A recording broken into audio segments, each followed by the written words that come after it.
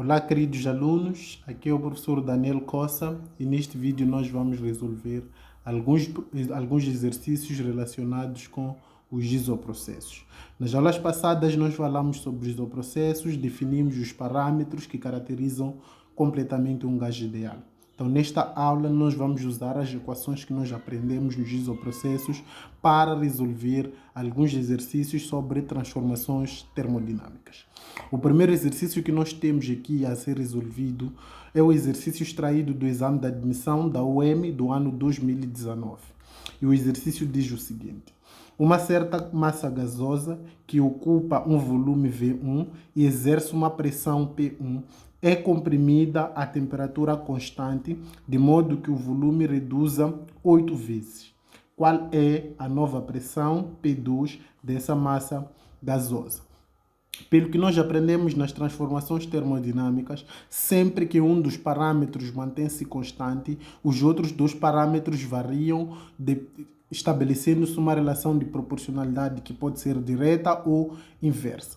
Nesse caso, trata-se de transformação isotérmica, pois a temperatura é constante. Se a transformação for isotérmica, nós sabemos que a pressão e o volume passam a ser inversamente proporcionais, o que quer dizer que com o aumento do volume a pressão vai diminuir ou com a diminuição do volume a pressão vai aumentar. Então, nesse caso concreto, houve redução do volume. Então, o que se espera é que a pressão do gás aumente ou passa a ser 8 vezes o valor inicial. Então, nós vamos demonstrar isso através de cálculos, usando as fórmulas que nós aprendemos nas aulas anteriores a esta. Então, vamos extrair os nossos dados como primeiro passo do exercício. O exercício diz que temos uma certa massa gasosa que ocupa um volume V1. Então, este é o volume inicial V1. Não conhecemos o seu valor, portanto, vamos deixar o volume inicial assim como está. E uma pressão P1, também não conhecemos o valor da pressão P1, então vamos deixar simplesmente P1. Esta massa gasosa é comprimida a temperatura constante. Então significa que a temperatura é constante. Se a temperatura é constante, isso significa que T1 é exatamente igual a T2. De modo que o volume reduza 8 vezes, ou seja, o volume 2 passa a ser V1 dividido por 8. Então, houve uma redução do volume de 8 vezes. Então, pede-se aqui a nova pressão. Então, queremos saber qual é o valor da nova pressão. Então, a fórmula que nós vamos usar para resolver esse exercício é a equação do estado. Tal como eu disse, é a única fórmula que nós devemos memorizar quando trata-se de transformações termodinâmicas. A fórmula diz que P1 vezes V1 é igual, ou dividido por T1 é igual a P2 vezes V2 dividido por T2.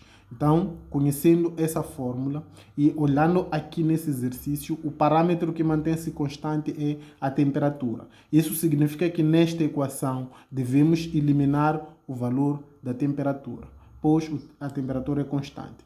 Então, eliminando a temperatura, ficamos com P1 vezes V1 igual a P2 vezes V2. Então, considerando isso, e como nós queremos calcular um parâmetro que está no segundo membro, devemos trocar os membros. Então, o primeiro membro passa a ser o segundo membro passa para o primeiro membro e o primeiro membro passa para o segundo membro. Ou seja, teremos P2 vezes V2, que será igual a P1 vezes V1. Então, considerando esta última fórmula, e nós queremos aqui determinar o valor do P2, então significa que vamos tirar V2 para o segundo membro. Então, tirando V2 para o segundo membro, ficamos com P2 igual a P1 vezes V1 dividido por V2, pois o V2 está a multiplicar no primeiro membro, passando para o segundo membro, passa a dividir.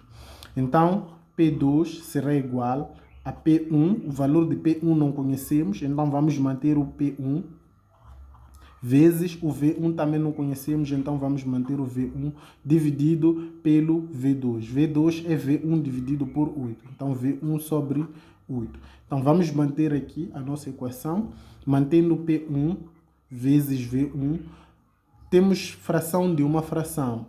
Quando nós temos fração de uma fração, mantemos a primeira fração e multiplicamos pelo inverso da segunda fração. Então, significa que nós vamos inverter a segunda fração, ficamos com 8 sobre V1. Então, este V1 e este V1 simplificamos, o nosso resultado passa a ser igual a 8 vezes P1. Então, este é o resultado da pressão 2, ou seja, a pressão 2 passa a ser 8 vezes a pressão 1. E aqui a lei que relaciona a pressão e o volume para um processo isotérmico é válida, pois conseguimos ver que quando o volume reduz para 8 vezes, então a pressão aumenta 8 vezes. Então, esta foi a resolução do primeiro exercício. Passamos agora para a resolução do segundo exercício. Nesse segundo exercício, também extraído do exame de admissão da UEM do ano 2020, diz o seguinte: um pneu de bicicleta é calibrado a uma pressão de 4 atmosferas em um dia frio, a temperatura de 7 graus Celsius. Qual será a nova pressão de calibração no pneu quando a temperatura atinge 37 graus Celsius, se o volume e a quantidade de gás injetada permanece constante, ou seja, permanece a mesma? Então, para resolvermos este exercício, também relaciona é um isoprocesso em que um dos parâmetros mantém-se constante e, nesse caso, o parâmetro que mantém-se constante é o volume, pois o volume não vai alterar. Então, vamos extrair os dados do nosso problema. Então, aqui como dados, nós temos o seguinte: um pneu de bicicleta é calibrado a uma pressão de 4 atmosferas, ou seja, P1 é igual a 4 atmosferas, em um dia frio a uma temperatura de 7 graus Celsius. Então, significa que a temperatura 1 é igual a 7 graus Celsius. Qual será a nova pressão de calibração no pneu quando a temperatura atinge 37 graus Celsius? Ou seja, a temperatura sai dos 7 graus Celsius para uma temperatura T2 de 37 graus Celsius. Se o volume e a quantidade de gás permanecer a mesma. Então, queremos saber, nesse caso, qual vai ser o valor da pressão 2, quando o V1 é igual a V2, ou seja, V é constante. Então, o raciocínio para a resolução deste exercício é o mesmo raciocínio aplicado para o primeiro exercício que nós resolvemos. Só que aqui devemos ter em atenção uma coisa extremamente importante: a questão das unidades. A temperatura, apesar das duas temperaturas estarem em graus Celsius, não é correto efetuar os cálculos com a temperatura em graus Celsius, visto que essas duas grandezas, ou a variação de temperatura a conversão de temperatura de uma escala para outra não é feita de forma proporcional, ou seja, nós não temos uma operação de multiplicação, mas sim temos uma operação de adição. Sendo assim, não podemos usar a temperatura em graus Celsius, mas sim devemos usar em Kelvin.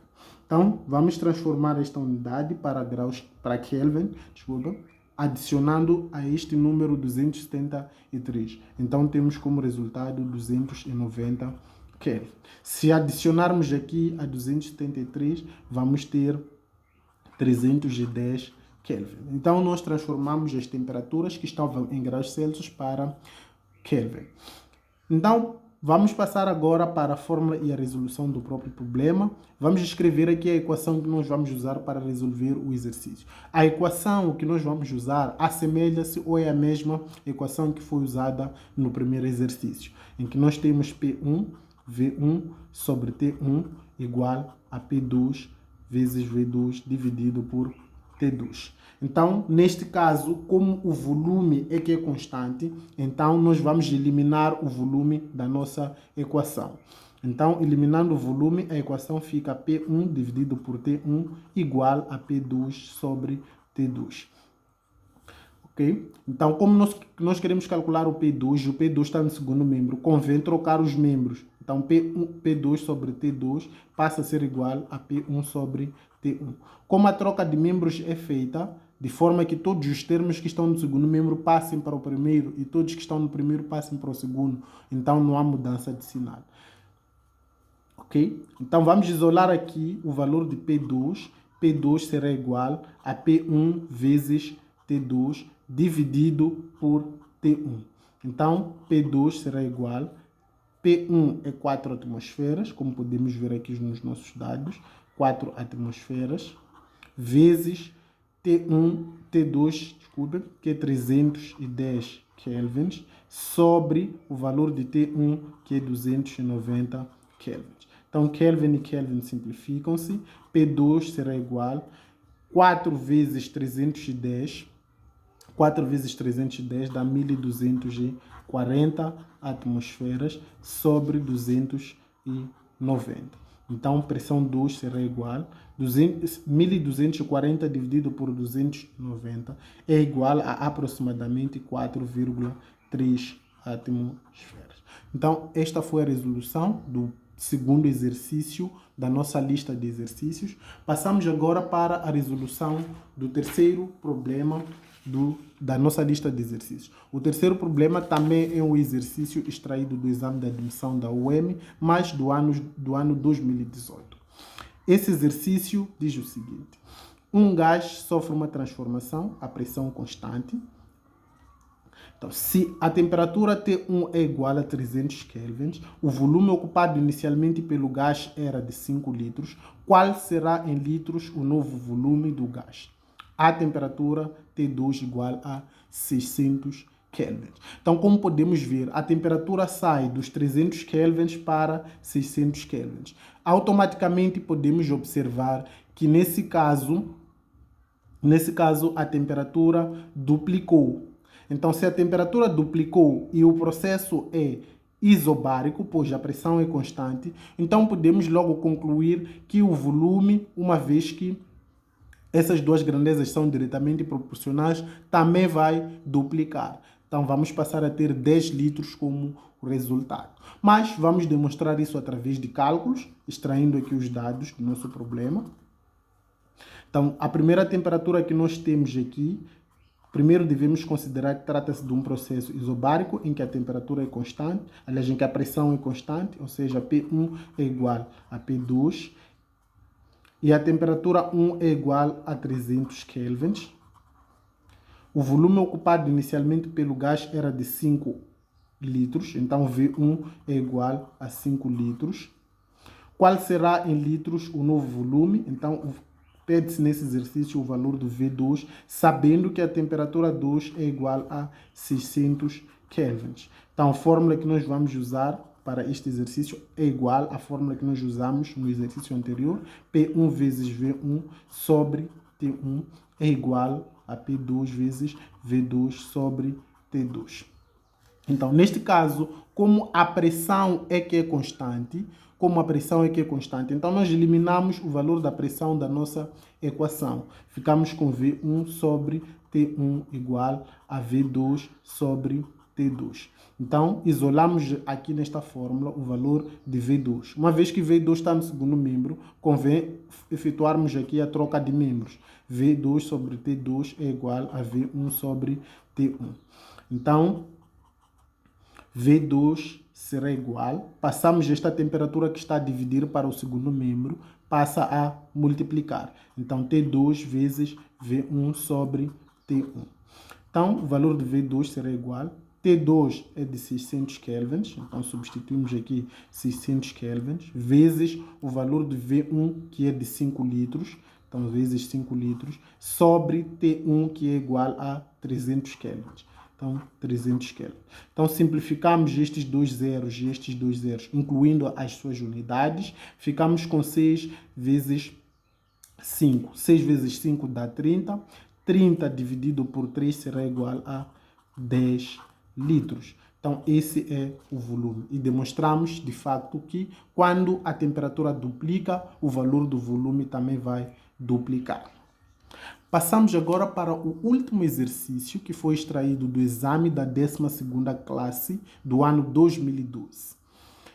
Então, este exercício mostra uma figura com 3 transformações gasosas e essas transformações são indicadas pelos números 1, 2 e 3. O exercício pede para nós identificarmos cada transformação gasosa mostrada nessa figura. Então, como podemos ver, a transformação 1, podemos supor que sai do ponto A, para o ponto B e a transformação 2 sai do ponto B para o ponto C. Então, do ponto A para o ponto B, nós temos uma transformação que podemos chamar de transformação isobárica, visto que de A para B o valor da pressão mantém-se 1. Então, uma transformação em que a pressão não altera é chamada de transformação isobárica. Então, a transformação 1 é uma transformação isobárica. A transformação de transformação B para a transformação C, aliás, para o ponto C, de B para C, nós temos uma transformação isotérmica. Por quê? Porque os dois parâmetros que nós temos aqui mostrados no gráfico variam. Então, uma dica para nós conseguirmos identificar uma transformação é: se dois parâmetros mostrados no gráfico variam durante uma transformação, significa que esse gráfico ilustra o outro processo que não está patente no gráfico, ou que não pode ser visto diretamente através do gráfico. Mas, para além disso, como podemos ver, de B para C, o valor do volume está a diminuir, porque saímos de 3,5 para 2,2. Então, há uma descida do valor do volume. Em contrapartida, o valor da pressão aumenta de B para C, porque saímos da pressão 1 para a pressão 2. Então, a transformação em que a pressão e o volume são inversamente proporcionais é a transformação isotérmica. Então, a transformação B para C é a transformação isotérmica. Então, dei duas dicas aqui de como é que nós podemos identificar o processo em causa. E, por último, temos a transformação C até A. Do ponto C para o ponto A, nós temos uma transformação isovolumétrica ou isocórica. Transformação isovolumétrica por quê? Porque do ponto C para o ponto A, o volume mantém-se 2,2. Então, como o volume não altera do ponto C para o ponto A, então essa transformação é chamada de isocórica. Então, essas são as transformações que nós podemos identificar neste gráfico. O nosso vídeo termina por aqui. Espero que vocês tenham gostado da explicação aqui apresentada e dos exercícios resolvidos. Caso tenham alguma dúvida, podem apresentar nos comentários. Muito obrigado pela vossa atenção. Até a próxima aula.